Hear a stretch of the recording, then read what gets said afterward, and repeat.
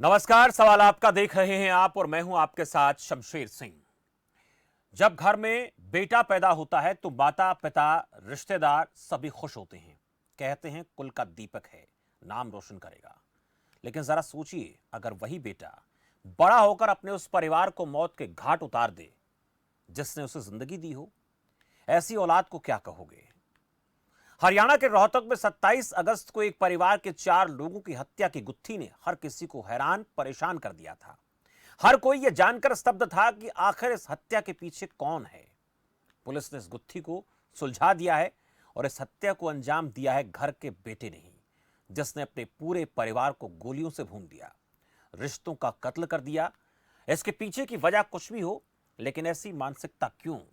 कैसे एक बेटा अपने पूरे परिवार को खत्म कर सकता है? सवाल आपका में ऐसी आपराधिक मानसिकता पर चर्चा करेंगे और जानने की कोशिश करेंगे कि आखिर कैसे किसी की मनोदशा ऐसे स्तर पर पहुंच सकती है और समाज का इस पर क्या असर होता है।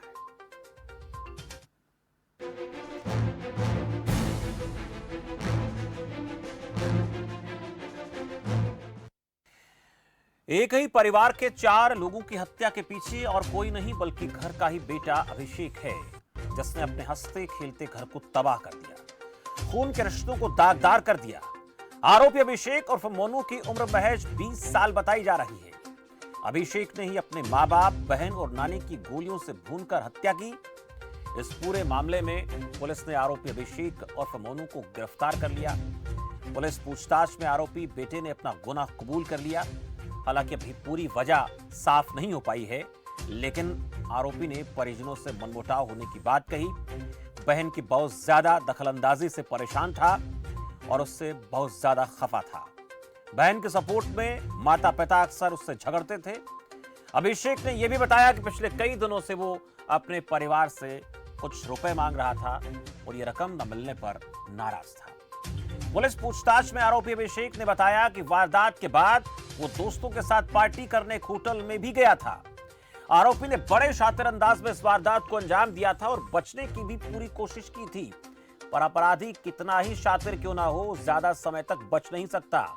और वैसा ही अभिषेक के साथ हुआ और वो अपने ही बुने जाल में फंस गया। आपको जानकारी दें कि बार बार बयान बदलने की वजह से अभिषेक पहले से ही पुलिस के शक के दायरे में था। पुलिस के शक के दायरे में अभी कुछ और लोग भी हैं। मर्डर केस की कई कड़ियां जोड़ना अभी बाकी है, लेकिन पुलिस अधीक्षक का इस पूरे प्रकरण को लेकर कहना क्या है, वो जरा सुनिए। जैसे कि आप सबको ज्ञात है कि 27 तारीख को एक रोहतक ज़िले में शिवाजी कॉलोनी थाना के अंतर्गत एक जघन्य अपराध हुआ था, जिसमें 4 लोगों की मृत्यु हुई थी गोली मार के। उस अपराध हमारे लिए काफ़ी सेंसिटिव क्राइम था और हमारी उसी दिन से scene of crime teams, crime unit की टीम्स लगातार और थाना की टीम लगातार काम कर रही थी। देखिए, अभी तक की इन्वेस्टिगेशन में अभिषेक ही हमारा मुख्य आरोपी है और बाकी और लोगों की इन्वॉल्वमेंट के बारे में एज ऑफ नाउ मेरे लिए कह पाना उचित नहीं होगा, क्योंकि ये ऑनगोइंग इन्वेस्टिगेशन है और इसमें कई कड़ियां हैं जिसको अभी हमने। अभिषेक मुख्य आरोपी है, जैसा कि पुलिस कह रही है। अभी जांच का प्रकरण है ये, लेकिन इस तरह से जघन्य अपराध को अंजाम दिया है। अपने ही परिवार के, अपने ही रिश्तों का कत्ल करने वाले इस अभिषेक ने ऐसा किया क्यों? इसको लेकर कुछ सवाल पैदा होते हैं। सवाल क्या है वो भी आपको दिखाते हैं। आरोपी के पास पिस्टल कहां से आई? दोस्तों ने आरोपी युवक की मदद की थी क्या? युवाओं में क्यों पनप रही है आपराधिक मानसिकता? अपनों के खून का यह कैसा रक्त चरित्र है? पैसों की आस ने क्या खून की प्यास बढ़ा दी? ऐसे सवालात सबके मन में चल रहे होंगे और आपके मन में भी इस प्रकार के सवाल हैं, तो आप इस मंच के जरिए अपनी बात रख सकते हैं, क्योंकि ये रिश्तों का खूनी खेल जो खेला गया है, ये समाज में रिश्तों पर शक पैदा कराने के लिए, ऐसे भाव पैदा कराने के लिए, समाज में रिश्तों में दरार डालने के लिए, इन तमाम चीज़ों को बढ़ावा देने के लिए ऐसी चीज़ें जो आती हैं सामने, उनका खात्मा कैसे हो, उन पर लगाम कैसे लगाई जाए और ऐसे बच्चों की, ऐसे लड़कों की या ऐसे युवाओं की मानसिकता को बदला कैसे जाए, इस पर बात करना भी बेहद ज़रूरी है। मेरे साथ मेहमानों का पैनल जुड़ चुका है। डॉक्टर अनुराधा गुप्ता हैं, साइकोलॉजिस्ट। अनुराधा जी, बहुत स्वागत है आपका खबर फास्ट पर। आराधना जी, माफ़ कीजिए, आराधना जी, बहुत स्वागत है आपका। और जगमती सांगवान है, सोशल एक्टिविस्ट है। जगमती जी, आपका भी बहुत बहुत स्वागत है इस खास चर्चा में। मैं पहले आराधना जी आपसे मैं बात करना चाहूँगा, इस प्रकार के जघन्य अपराध हम जब समाज में देखते हैं तो दिल दहल जाता है। और जब एक बेटा ही अपने परिवार में माँ, बाप, बहन, नानी, इन रिश्तों का कत्ल कर देता है, ये जो खबरें आती हैं समाज में, ये किस प्रकार का असर छोड़ती हैं लोगों के दिमाग पर? बहुत ही रिलेटेड क्वेश्चन है और सभी के मन में ये सवाल होगा कि ऐसा क्यों हुआ, क्योंकि इतने करीब से तो कोई रिश्ते हो ही नहीं सकते थे। पर कई बार ऐसा देखा गया है कि आराधना जैसा जी, आपके आपने पास आ रहा हूँ। थोड़ी सी आवाज़ में थोड़ी सी डिस्टर्बेंस है, आवाज़ साफ नहीं पहुँच पा रही है। मैं चाहूँगा कि एक बार इसको दुरुस्त कर लें। तब तक मैं जगमती जी से बात कर लेता हूँ। जगमती जी, ये प्रकरण रोहतक में घटित हुआ और ऐसे प्रकरण रोहतक में पिछले कुछ दिनों से हम देख पा रहे हैं कि लगातार बढ़ रहे हैं। और ये मानसिकता कहीं ना कहीं डेवलप हो रही है, विकसित हो रही है युवाओं के अंदर।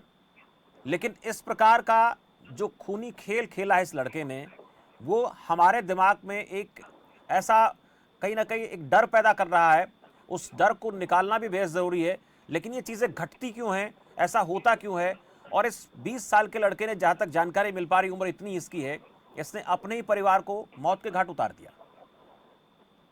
हाँ, देखिए शमशेर, जो आपने भी कहा कि ये एक बहुत ही चिंता का विषय और सदमादायक घटना है जी। कि वो लड़के जिनको हम वंश बेल को बढ़ाने के मतलब शुरुआत की तरह से सेलिब्रेट करते हैं, जिनके जन्मदिन जो है और जिनका जन्म जो है, अगर वही इस तरह की दो दो पीढ़ियों की वंश बेल को खत्म करने वाले बन जाएं, तो इससे चिंताजनक किसी भी समाज के लिए कोई विषय हो नहीं सकता।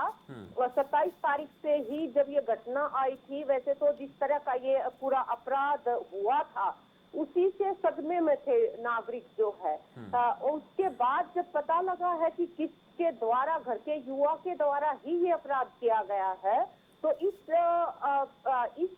इस कारण ने तो बिल्कुल ही झकझोर के रख दिया है एक तरह से। और ये हमारे समाज के अंदर हमारे पारिवारिक रिश्ते जो हैं, हमारी जो मूल्य मान्यताएं हैं, हमारी संस्कृति की, जीवन को जीने की, उनके अंदर जो निरंतर ह्रास जो है एक तरह का, उस ह्रास की तरफ ये मतलब इशारा कर रही है घटनाएं बार बार।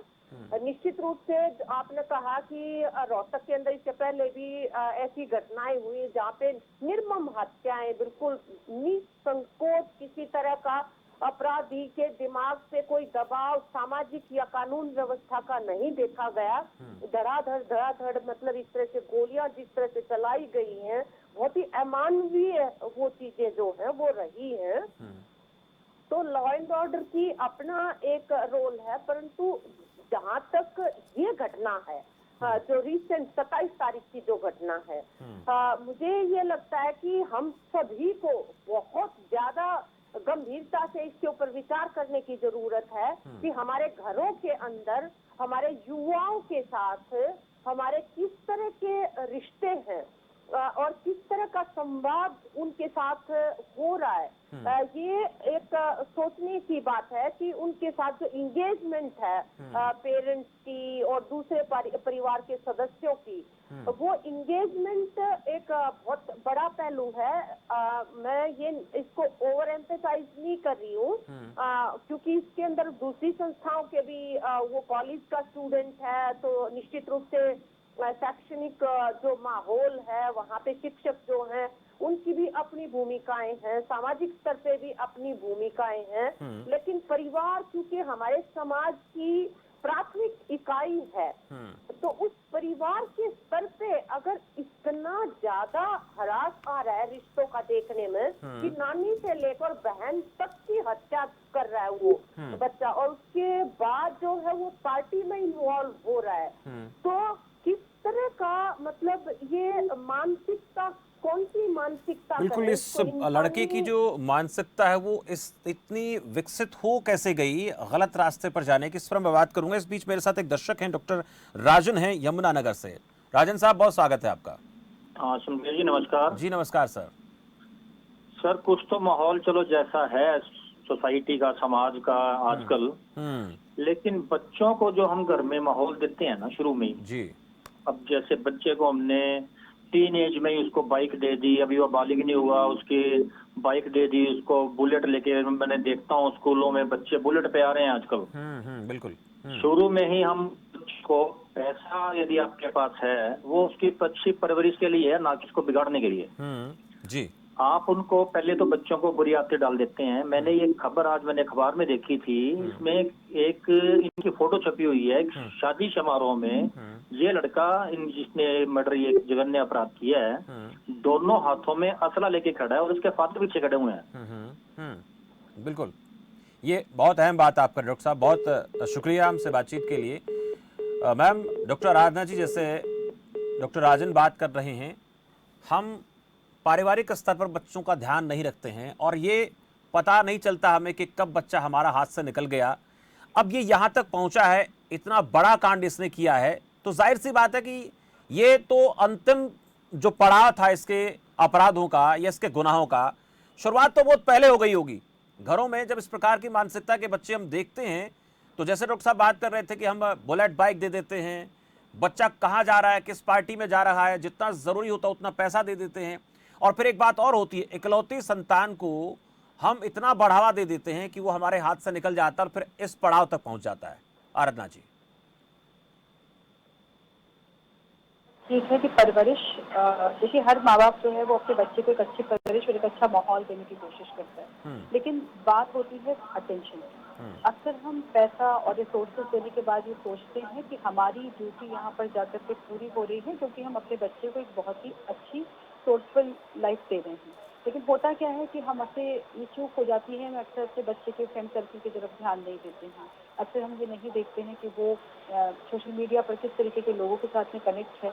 ऐसा भी हो सकता है कि इस बच्चे की जो आसपास का पीयर ग्रुप हो, जो दोस्तों का समूह हो, उनमें तो कुछ इस तरीके के लोग होंगे, क्योंकि आजकल शक्ति प्रदर्शन युवाओं का एक बहुत ज्यादा लोकप्रिय पैशन हो गया है। उन्हें लगता है कि अगर हम बहुत ज्यादा अपने को सोर्सेबल दिखाएंगे तो लोग हमारी तरफ ज्यादा से ज्यादा अट्रैक्ट होंगे, और ऐसे में वो कभी कभी कुछ ऐसे लोगों से कनेक्ट हो जाते हैं जिनके लिए ये सब छोटी बातें हैं, जो हमारे जैसे लोगों के लिए इस तरीके का कांड शायद जीवन भर ना भूलने वाली घटना है। और इसी वजह से मीडिया पर इस चीज को बिल्कुल प्रॉपर तरीके से लेटेस्ट तरीके दिखाया जा रहा है, क्योंकि इससे बुरी बात शायद समाज में कुछ नहीं हो सकती है। क्योंकि हो सकता है कि जब इस माइंडसेट से इस लड़के ने जब इस काम को किया है तो ये माइंडसेट कई महीनों से उसका चल रहा होगा, क्योंकि आजकल के बच्चे आमतौर पर रोक टोक बिल्कुल पसंद नहीं करते हैं।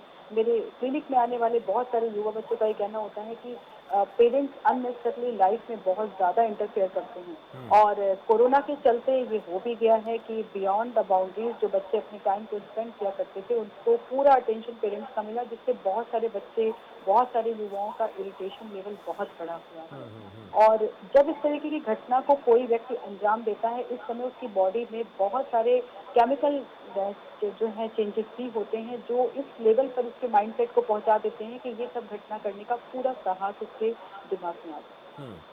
ये जब सारी चीज़ें बनती हैं धीरे धीरे, कई बार ध्यान हम देते हैं लेकिन उतना ध्यान हम बच्चों की तरफ नहीं दे पाते हैं जितना हमें देना चाहिए, या फिर कई बार बच्चों की परवरिश को हम इतना ज़्यादा बेहतर करने की कोशिश में रहते हैं कि वो कई बार उसी के लिए घातक हो जाते हैं। 2 दर्शक मेरे साथ हैं, बलजीत हैं, दिल्ली से एक दर्शक हैं। बलजीत जी, स्वागत है आपका।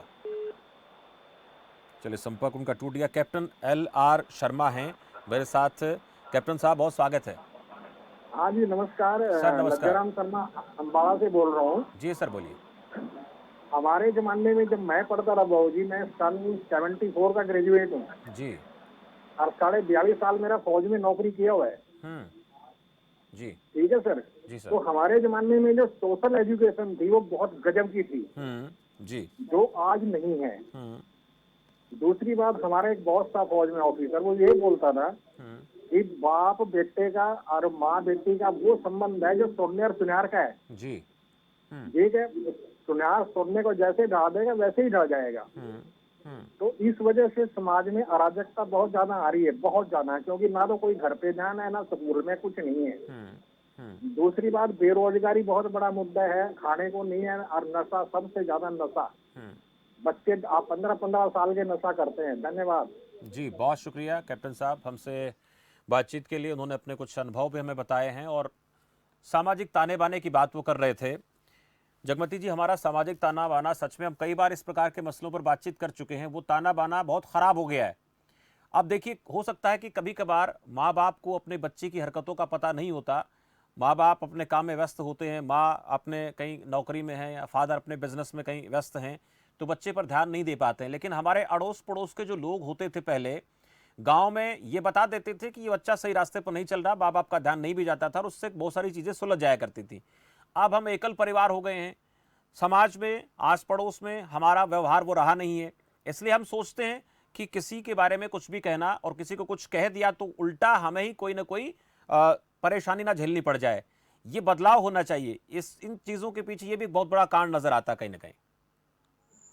देखिए, संस्कृति राज्य को आराधना ने जो पॉइंट्स हमारे सामने रखे कि सोशल मीडिया और ये जो एजेंसीज हैं हमारे अराउंड जो युवाओं के वो किस तरह से उनको इंगेज करें, किस तरह की गतिविधियों में, ये बड़े सवाल हैं असल में जिनके ऊपर विचार करने की जरूरत है। और इसके साथ साथ मैं तो ये कहना चाहती हूँ कि इवन जो बच्चों के खिलौने जो हैं वो खिलौने जब हम देखते हैं, मुझे तो इतनी चिंता होती है कि वो जब घर पे जाओ, बच्चा जिस चीज से खेल रहा होता है वो AK-74 और ये धर धर धर ऐसे कर दूंगा, आपको खत्म कर दूंगा, इस तरह के जो खिलौने भी उनके जो है जिस अवस्था में उनकी जो चेतना है, वो संवेदनशीलता के मूल्य जो उनके अंदर जो भरने चाहिए, जिस तरह से बातचीत एंगेजमेंट होनी चाहिए, वहीं से हमें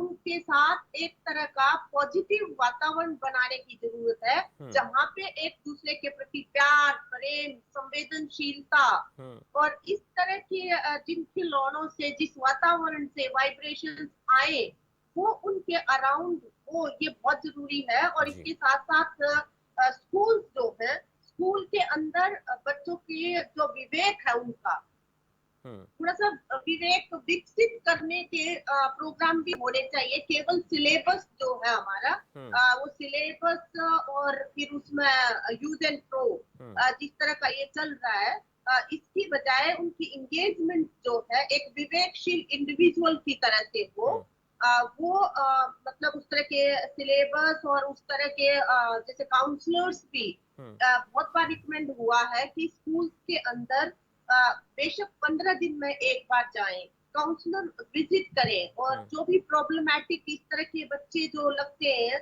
वहाँ पे स्कूल के टीचर्स भी आइडेंटिफाई करके उन सब की जो काउंसलिंग का जो है वो बहुत गहराई के साथ, एक अटैचमेंट के साथ जो है उनके साथ इंगेज करना चाहिए।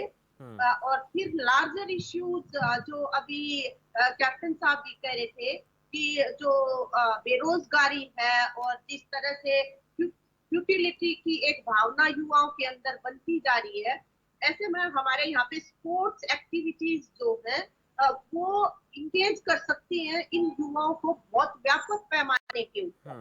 तो ज्यादा से ज्यादा जो खेलों का जो सुविधाएं और जो और इक्विपमेंट्स जो है वो ज्यादा से ज्यादा उनके ऊपर अगर हम खर्च करेंगे तो ये चीजें बदल सकती हैं। बच्चों की जो जीवन शैली आज हम देख रहे हैं जगमती जी, जो आप कह रही हैं बच्चों की जो जीवन शैली में बदलाव आ गया है, खेलने के कूदने के तौर तरीके उनके बदल गए हैं, ये बहुत बड़ा कारण है। एक दर्शक मेरे साथ है, ओम प्रकाश। ओम प्रकाश जी, स्वागत है आपका। संपर्क कट गया उनके साथ, दोबारा बातचीत आप कर सकते हैं। डॉक्टर आराधना जी, ये एक चीज़ और कहीं ना कहीं संदेह पैदा कर रही है कि ये 19-20 साल का लड़का या जितनी इसकी उम्र है, क्या कोई बच्चा इस तरह से अपने परिवार के लोगों का, अपने माता पिता का, बहन का कत्ल कर सकता है? पुलिस भी कहीं ना कहीं अलग एंगल से जांच कर रही है। इसमें संदेह के घेरे में और भी कई लोग हो सकते हैं। ये संभावनाएं भी कहीं ना कहीं बनी हुई हैं, क्योंकि इतना, चाहे वो कितना ही बदमाश हो, उसने कितनी शैतानियां की हों, लेकिन ऐसे पिस्टल उठा करके गोली दाग देना संभव नजर आता है आपको? बिल्कुल ठीक कह रहे हैं आप कि जो भी आप संभावनाओं पर बात कर रहे हैं वो कहीं तक उस पर अगर ठीक से विचार किया जाए, उसको ठीक से खंगाला जाए, तो जैसा कि बिल्कुल ठीक है कि राजधानी जी भी कह रही थी कि भाई जो आजकल की जीवन शैली है वो बहुत हद तक जिम्मेदार है। आजकल का जो एक बच्चों के अंदर एक बहुत ज़्यादा दिखावे का एक गुण जो डेवलप हो गया है, मेरे ख्याल से इस केस को भी जब अगर प्रॉपर तरीके से देखा जाएगा तो इसमें बाहरी लोगों के द्वारा चीज़ों को बहुत ही आसान और छोटा दिखाना, और सबसे बड़ी बात है कि ये जो हरकत इसने करी है, ये एक तरीके से इसके पैटर्न डेवलप होने में कुछ साल लगे होंगे, क्योंकि जब भी कभी इस तरीके की कोई भी डिफिशियंसी दिखती है, इस तरीके के बड़े अपराध होते हैं, तो उनके पीछे एक लंबा समय होता है जिसमें धीरे धीरे उस वातावरण के प्रति घृणा हो जाना, उस वातावरण के प्रति कंप्लीट नेगेटिविटी का माहौल हो जाना, कि आदमी फिर ये सोच ही नहीं पाता है कि जिस व्यक्ति के लिए वो इस लेवल का प्लानिंग कर रहा है उसका उससे संबंध क्या है। इसके लिए तभी हम इसको एक मनोविकृति बोलते हैं, क्योंकि मानसिक जो लेवल होता है वो एक साल 2 साल 3 साल से उसी लेवल पर चलना शुरू हो जाता है। छोटी छोटी बातें बच्चों को बुरी लगने लगती हैं, इरिटेशन होने लगता है, व्यवहार में चिड़चिड़ाहट, बेचैनी, और सामाजिक व्यवहार बहुत तेजी से बदलता है। ऐसे में पेरेंट्स को कई बार लगता है कि पढ़ाई का दबाव है या शायद हम रोकते टोकते हैं तो बुरा लगता होगा, और वो उसे इतना सीरियस नहीं लेते हैं। मैं ये नहीं कहती कि हर बच्चा इस लेवल का सोच लेता है, पर इसमें बहुत हद तक बाहरी लोगों का भी प्रॉपर इसको मोटिवेशन होगा कि मिल करके ये वारदात को अंजाम दिया गया होगा, क्योंकि डेप्थ में तो पैसा ही है ना, और पैसा ही है एक ऐसी चीज जो सारी जरूरतों को और जीवन में जितनी भी शान शौकत है उसको पूरा करता है। तो इसीलिए वो करेज, वो साहस तो कहीं ना कहीं मोटिवेशन से ही आया होगा ना। इसीलिए जरूरत है ये देखने की कि अगर आपका बच्चा किसी तरीके के व्यवहार में परिवर्तन ला रहा है, सोशल कनेक्टिविटी कम हो रही है, सोशल मीडिया पर ज्यादा टाइम स्पेंड कर रहा है, तो आपको जरूर और जरूर बच्चे पर एक निगाह रखनी चाहिए कि उस व्यवहार में परिवर्तन आने के कारण क्या है। क्योंकि सबसे पहला सिम्टम होता है बच्चे का परिवार से दूर होने लगना, छोटी छोटी बातों पर बुरा मानने लगना, गुस्सा ज्यादा आना, बाहर ज्यादा समय स्पेंड करना, घर पर कम समय स्पेंड करना, और क्लास में बच्चे के बारे में अक्सर पीटीएम में लोग जाते हैं, सुन के आ जाते हैं, टीचर कुछ कहती है तो अक्सर घर पर आके एक आ जाता है कि वो तो कंप्लेन ही करते रहते हैं। बट नहीं, आपको उन सब चीजों को सीरियसली लेना चाहिए, क्योंकि टीचर हो या ट्यूशन टीचर हो या आपके शुभचिंतक हो, अगर कुछ बोल रहे हैं तो वो हो सकता है किसी खतरे का संकेत। बिल्कुल गंभीरता से नहीं लेते हैं हम इन चीज़ों को, और जब इन चीज़ों को, इन बातों को हम ज़्यादा सीरियसली नहीं लेते हैं तो फिर इस प्रकार के घटनाएं हमें देखने को मिलती हैं। ओम प्रकाश जी मेरे साथ फिर जुड़े हैं। ओम प्रकाश जी, स्वागत है आपका। नमस्कार जी नमस्कार सर। हाँ जी, कहिए सर। किस बारे में कहूँ जी? चलिए, बहुत शुक्रिया ओम प्रकाश जी बातचीत के लिए। आप लगता है कि आपने शायद इस पूरे प्रकरण को, इस कार्यक्रम को ध्यान से देखा नहीं, सुना नहीं। जगमती सांगवान जी, एक चीज़ और आपसे बात मैं करूँगा। पैसे मांगने का ये मामला नजर आता है, परिवार से पैसे मांगने की बात सामने आई, दोस्त को देना था, तो अक्सर देखा जाता है कि कई बार दोस्त ब्लैकमेल करने लगते हैं किसी न किसी वजह से। हो सकता है इस बच्चे की संगत के चलते, इस बच्चे के दोस्तों के चलते कुछ ऐसी चीजें रही हों जिसके चलते ये इतना ज्यादा मजबूर कर दिया गया हो उन दोस्तों की तरफ से या उन लोगों की तरफ से कि या तो पैसे दे, नहीं तो फिर तुझे एक्सपोज कर देंगे। ऐसी भी कई बार बातें सामने आती हैं। देखिए, जो कंपनी है आपकी, जिन दोस्तों के साथ आप रहते हैं, निश्चित रूप से वो आपके फैसलों को प्रभावित करते हैं। लेकिन ऐसा नहीं हो सकता कि फैसले आपके वो लेने लग जाएं। वो फैसला तो खुद किसी ने किया है। खुद मतलब अभिषेक जो है, जो जो अभी तक तफ्तीश में जो सामने आया है। और जैसे अभी डॉक्टर साहब भी कह रहे थे कि बचपन से ही वो जो वेपन्स है, या फोटो अखबारों में जो देखी है, परिवार में फादर और उनके फ्रेंड सर्कल बैठा है और बच्चा मतलब वो उस वेपन से ऐसे खेल रहा है, ऐसी this is something very very light खिलौना सा हो, और वो भी खुश हो रहे हैं उसकी छवि को देखते हुए।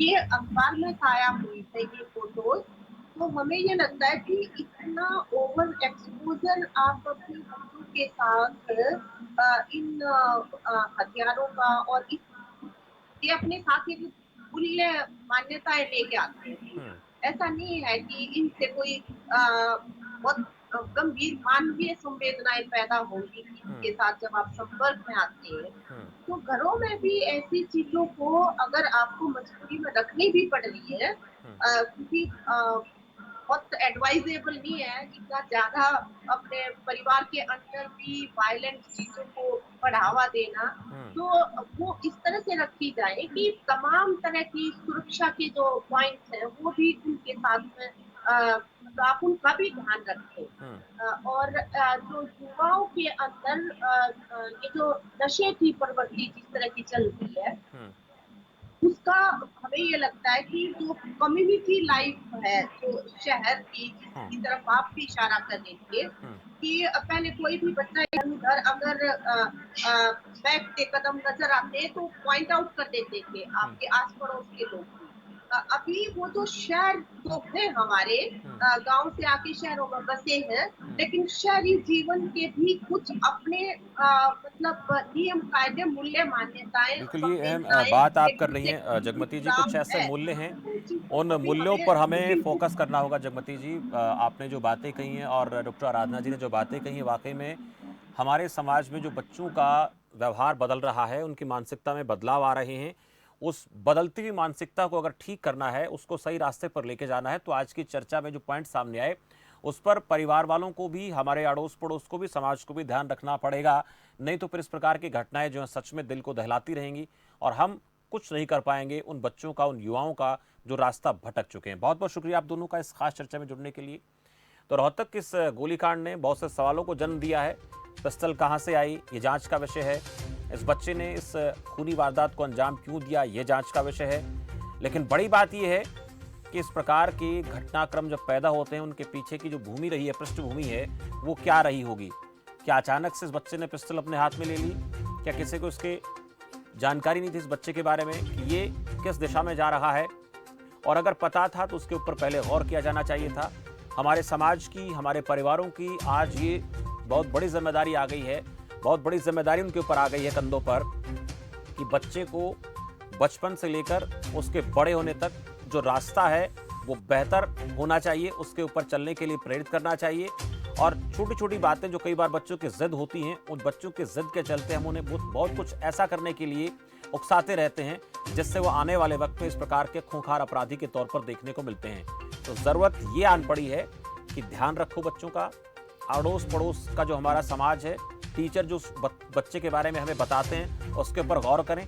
बच्चे की आदतों को अगर कुछ भी गलत लग रहा है, कुछ भी ऐसा प्रतीत हो रहा है, तो इग्नोर ना करें, उनके साथ वक्त बिताएं। माहौल अकेला बच्चे को देते हो तो कई बार ऐसी हरकतें हो जाती हैं, इसलिए एकांत में बच्चों को ना छोड़ें। और बच्चा अगर आपसे बात करना चाहता है, बातचीत करना चाहता है, उसका वक्त जो है आप लोगों के साथ बिताने का मन कर रहा है, तो आप उसके साथ जरूर कनेक्ट हों, नहीं तो फिर बच्चा जो है दिशा भटक सकता है। ये अहम है आज के इस चर्चा का विषय। फिलहाल मुझे दीजिए इजाजत और आप देखते रहिए खबर फास्ट। नमस्कार।